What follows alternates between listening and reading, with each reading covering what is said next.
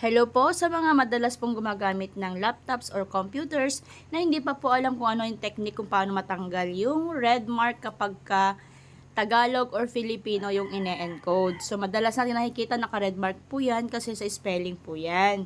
Pero may paraan po yan para matanggal. So, ang gagawin po natin, iha-highlight po natin ang gusto nating tanggalan ng red mark kapag ka Filipino ang ating tinatanggalan o ating na-encode. So, yan po, naka-highlight na po siya. So, pupunta po tayo sa my file. Yan, sa may bandang kaliwa, may file po dyan. Click nyo yung file and then scroll down. Hanapin po yung more. And then, pagka na-click na yung more, may lalabas po dyan. Hanapin nyo yung option. Ayan. Then, pag na-click yung option, click nyo rin po yung proofing. And then, scroll down. Hanapin nyo po dyan yung hide spelling errors na nasa baba. Yan, may box po yan. I-click nyo lang.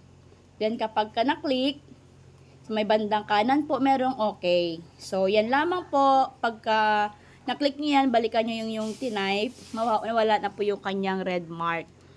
Yan. So, thank you po for watching. Sana po meron kayong natutunan.